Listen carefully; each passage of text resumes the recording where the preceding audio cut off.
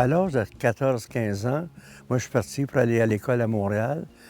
Puis ça m'a fait de la peine parce que j'avais des bons amis à l'école du Sacré-Cœur ici. Mais j'ai toujours revu. Je suis à l'école à Montréal, au Mont-Saint-Louis. J'ai eu une graduation dans un petit degré de commerce. Après ça, j'ai continué à travailler. Tu revenais les fins de semaine? Je revenais toujours en fin de semaine avec le train. OK. Je prenais le train à la gare centrale, je pense. Non, il y avait une station dans l'est de la ville. Je me souviens plus du nom. Je prenais le train, puis j'arrivais à Sainte-Agathe, puis je venais chez nous à pied, chez mes parents. Mais je me souviens beaucoup du train, c'était extraordinaire. Quand le train montait vers Sainte-Agathe, après Fontaine, il faisait son son, ses 3 sons, parce qu'il arrivait vers Sainte-Agathe. Puis on avait des sleighs avec des chevaux qui partaient de chez Clark. Puis quand on les entendait venir, les sleighs avec les clochettes des chevaux, on s'habillait, puis on allait en arrière de la sleigh sur le patin en arrière. On descendait à la gare, puis là, on ramassait le bagage des clients qui venaient pour la fin de semaine. On le mettait dans le sleigh, puis ils nous donnaient 5 cents, 10 cents. Puis on était très fiers. Puis on revenait sur le patin en arrière de la sleigh, puis on débarquait chez nous. On faisait ça tous les soirs à 7h20. On a une belle histoire de ski. À Sainte-Agathe, on a d'abord l'inventeur du rope tow, le scie à câble, c'est Moïse Paquette. Il n'y a aucune discussion là-dessus. C'est documenté. On a vu son certificat. Mais la patente était faible un peu, donc il y a eu des gars qui l'ont copié. Mais Moïse Paquette, qui est le père de Laurent, le grand-père de Laurent, a inventé le rope tow au Canada, puis il en a vendu 3 au Colorado. Puis lui, Moïse Paquette, il faisait quoi dans la vie pour... C'est un garagiste, inventeur. Il réparait n'importe quoi. Dans ce temps-là, il réparait. Il ne changeait pas les morceaux, il réparait. Puis il avait aussi patenté un aéroski. C'est un avion qui n'avait pas d'aile, qui descendait sur le lac, puis tirait une centaine de personnes sur le lac avec des grandes cordes. Dans ce temps-là, il n'y avait aucun autobus scolaire, là. On marchait pour aller à l'école, on skiait pour aller à l'école, puis on skiait pour venir chez nous. Quand on amenait à l'école avec nos skis, il y avait un nommé Roland Bellumeur, un des anciens instructeurs de l'Alliance de ski du Canada, qui demeurait à Sainte-Agathe, puis nous donnait des cours à l'école de préparation. Puis après ça, on allait aux Petites-Alpes, qui étaient près de Laurentide autrefois. Il y avait un câble, un rope tow, un câble. On skiait de 4 heures à 5 heures, parce qu'il faisait noir à 5 heures. À tous les jours, on faisait ça. Puis ça nous a amenés à devenir des skieurs assez intéressants, dont Jean-Paul Lafontaine, Jean-Guy Brunet, moi, ma fille, mes enfants. Plusieurs autres ont devenu de très bons skieurs. Lionel Saint-Aubin, Coco Saint-Aubin, Roland Bellimeur, Réal Charette, qui a dirigé l'école à Grey Rocks pendant des années. Dodi Music, un juif qui travaillait au Colonial Inn, qui est devenu un des gars du début du ski. Donc, on a des champions à Sainte-Agathe dans le ski et dans plusieurs autres sports. On m'a dit que le premier club de ski dans les Laurentides, c'était à Sainte-Agathe. C'était le père Cauchamp, qui était arrivé de la Suisse française, qui a formé le premier club de ski à Sainte-Agathe, d'après, j'ai pu comprendre, vers 1921. On avait un club, on avait un petit bâtiment, puis on se rencontrait dans le club, il y avait des petites choses sociales. On avait des petites courses aux Petites-Alpes, chez Baumgarten, en arrière de la calèche, il y avait un rope tow là, après ça un T-bar. Il y avait aussi la côte 65, en arrière du Walmart, la côte Saint-Aubin. La famille Saint-Aubin a développé un petit centre de ski. On faisait des courses là-dedans. Il y avait des courses intervillages qui étaient intéressantes. Sainte-Agathe, Saint-Adolphe, Saint-Donat, Shawbridge, Saint-Sauveur.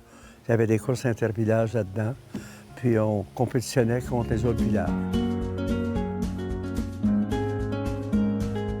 On avait à peu près 15 hôtels. Quelques-unes étaient... Bien, la majorité étaient des hôtels juifs haut de gamme, avec comédiens dans chaque hôtel, des directeurs d'école de ski dans chaque hôtel, des écoles de ski dans chaque hôtel. C'était très, très bien. Il y avait le Castel des Monts, le Manor House, l'Hôtel Vermont, Colonel Inn, Geiger, Madame O'Conn's.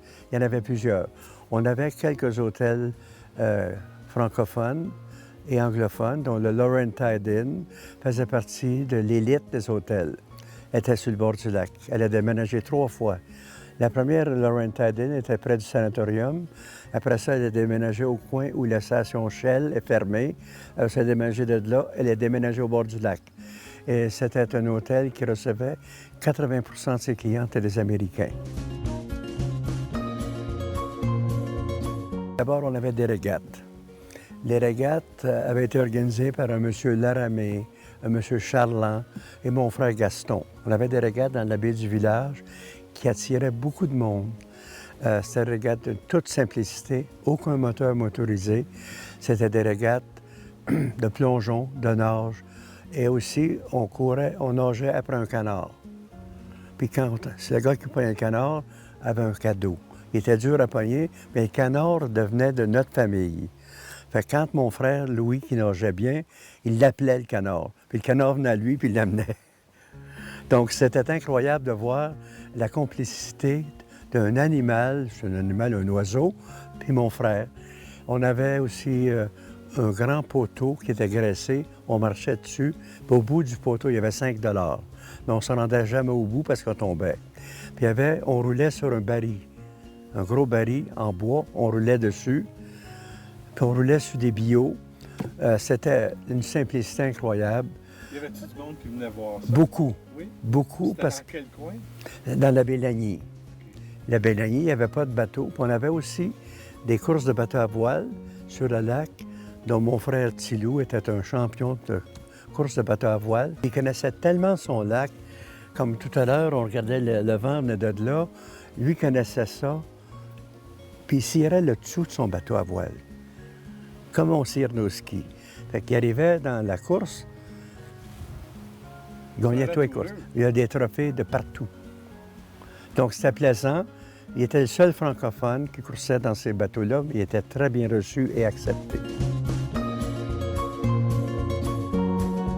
On vivait sur le bord du lac, mais on n'a jamais eu un bateau à moteur assez puissant pour le tirer.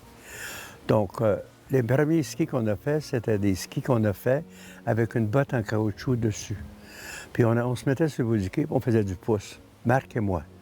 On faisait du pouce, puis les gens arrêtaient, puis là, on avait notre corde, puis on accrochait ça en arrière, on faisait le tour de la baie avec nos skis, avec des bottes de caoutchouc. Des bottes de caoutchouc? Des rubbers, vissés sur le ski. Fait qu'on a commencé comme ça, après ça, on allait sur un ski, puis après ça, on commençait à tourner. Puis, on était vraiment, Marc et moi, je peux dire qu'on a été les pionniers du ski aquatique au Québec. Donc, on est passé en train avec un peu d'argent dans nos poches, avec notre poêle, parce que sur le train, il y avait des petits poêles à gaz. On faisait notre nourriture sur le poêle, puis on couchait sur le banc. Nos skis étaient près de nous pour pas qu'on se fasse voler. Même, on les attachait parce que c'est dangereux. Quand tu as une paire de skis, puis tu vas un champion canadien, puis quand tu dors, tu fais voler tes skis. Donc, là, ça a pris 6 jours. Ça rendait Banff. Jean-Paul puis moi, ne parlait pas un mot d'anglais, ou presque pas. Quand on est arrivé là, le matin à 8 heures, on regarde des montagnes, on n'en revenait pas. Des montagnes, ça se peut pas, on va se tuer ici, nous autres. Puis on montait le mont Norquay à pied, avec nos à pied, les skis sur le dos, une fois le matin, une fois le soir. On parle de quelle hauteur, à peu près? Je dirais 8000 pieds. 8000 pieds, à pied. Donc, on montait ça à pied, puis on descendait, puis on montait à pied, puis on descendait, puis on était brûlés. Puis on tapait notre montagne, nous autres mêmes, en montant, puis on descendait dedans. La vitesse moyenne, d'après moi, la vitesse moyenne était à peu près 60 000 à l'heure, à peu près, dans la pique. Il n'y avait pas de drapeau. C'était premier rendu en bas, gagnait. On était chanceux dans notre malchance, puis dans la malchance des autres, pas dans notre malchance. Jean-Paul est arrivé deuxième, moi je suis arrivé premier. J'ai battu René Mécola parce qu'il a tombé. J'ai battu Yves Latreille parce qu'il a tombé. J'ai battu Lafleur, qui était du Colorado, origine de Sainte-Adèle et Saint-Jobette, parce qu'ils ont tombé. Bien, ils ont tombé parce qu'ils ont tombé. Moi, je n'ai pas tombé. Fait que j'ai gagné le junior canadien de downhill, deuxième senior, troisième dans le slalom, troisième dans le combiné. Jean-Paul est arrivé deuxième. Gord Gillespie avait gagné le ski de fond. Toute une victoire pour Sainte-Agathe. Là, j'ai encore une petite photo de ça. Quand on est revenu en train, à notre surprise, il y avait quelques mille personnes au train. Avec une parade comme j'ai jamais vu. Ben, je n'ai pas vu de parade de même. Pour La Fontaine, moi puis Gillespie, le monde était partout à Sainte-Agathe pour accommoder nos héros, qui étaient trois jeunes gars. Comment ils ont su? Comment ça se passait, les communications? Par la presse. Donc, il y avait un gars qui était super, qui écrivait dans ce moment-là pour la presse. Puis, je ne suis pas sûr s'il y avait un Montréal Matin, mais la presse, certain. Puis le Devoir. Puis la radio. Qui vous suivaient là-bas? Les gens Il y avait des... Comment est-ce que c'était le système? télégraphes? C'est ça. Là-dedans, il y a du talent, il y a de la chance, puis il y a surtout un grand désir de réussir. C'est une qualité qu'on a chez nous, au Québec, c'est le désir de réussir. Puis tant autant qu'on pourra accommoder le désir de réussir avec l'éducation, on n'est pas battable. Parce qu'il y a un M. Culver, le président d'Alcan, qui a dit « Les Québécois ont tout. Ils sont bilingues, ils sont intéressants, ils aiment la joie de vivre, puis ils veulent réussir. » Ça, c'était le président d'Alcan qui a dit ça il y a 15 ans passés. La cité, c'est le joyau des Laurentides, le paradis de la santé. À Sainte-Agathe, on rit, on chante, on voit accourir la cité. C'est le joyau des Laurentides, le paradis de la santé.